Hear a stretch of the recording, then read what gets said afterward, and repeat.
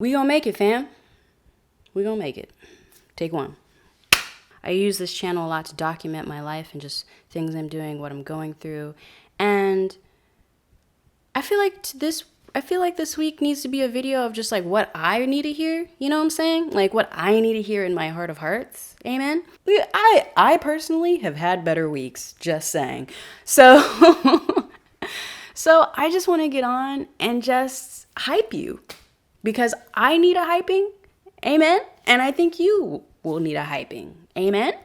So there's going to be amens all through this video. Just know that because I was raised Southern Baptist. So amens will be had. I am basically just going to get on here and testify for y'all and hype y'all up. So Trump winning the election ain't really got me shook.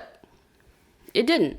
It really didn't have me shook because I was already feeling some type of way about the whole thing once Brexit happened. Like once Brexit hit, I was just like, oh, really though? I was like, okay, either we will see Brexit as a warning and heed that, or it will be a foreshadowing.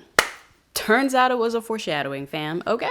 I think what really had me shook Tuesday and subsequently on was the analytics. I'm really big on analytics.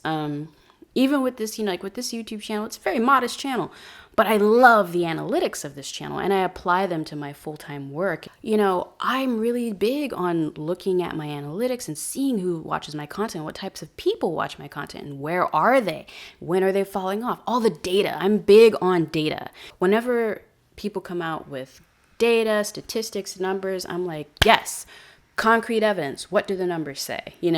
I have always known that a certain demographic of the American population feels a certain kind of way about someone like me.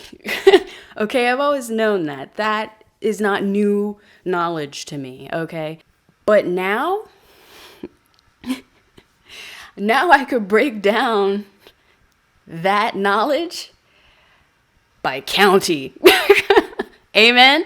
Now I could break down that knowledge by age, by location, by race, by gender, asterisk. Amen. I could break it down now. Now I have the numbers, the hard numbers. And that's what had me shook. It's like, I knew y'all weren't here for me, but like in these numbers though, y'all ain't here for me. Okay. And that's what it was just like,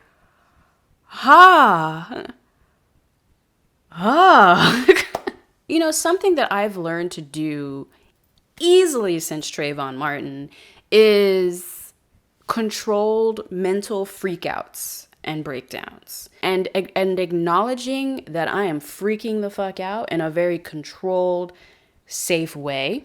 And doing it and letting it consume me and overwhelm me for a time because I feel like you need to feel what you're feeling in its full capacity, but in a way that is safe. Wednesday morning, I woke up, Mr. Hallease is next to me, already looking at his phone and, he sees that I'm awake and he's just like, he turns to me, he's like, well, and I'm like, well, and he gets up and goes to work, and starts his day. And I kind of glance over at my clock and I realize I'm up early enough. I can freak the fuck out for a minute. And that's what I did. Amen. I let the weight of my existence and the pain and the frustration and the sorrow that I felt, I let it just hit me. And I let it hit me hard. Nasty cry. I was nasty crying, y'all. Nasty. I let it consume me. Amen. My dog's in the corner like, ooh, you okay, fam? And like, she kind of like sullenly walked out the room. Was like, I'm gonna let you handle that, And like, I let it just completely overwhelm me. If you follow me on Snapchat, then you saw like the tail end of how I got out of it. Amen. And after that, I glanced back at my clock and realized, ooh, that conference call at 9 o'clock is not going to handle itself.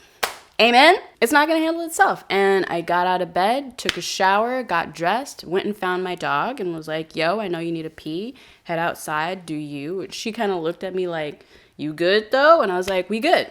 We good. Do you? And, you know, started my morning coffee, had my yogurt, started my day, got on that conference call because life goes on.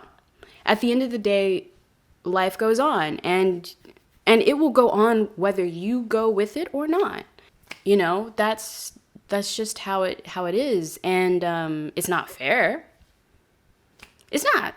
But, you know, what are you going to do? You know, you got to stick around. You got to be here. You got to be out here.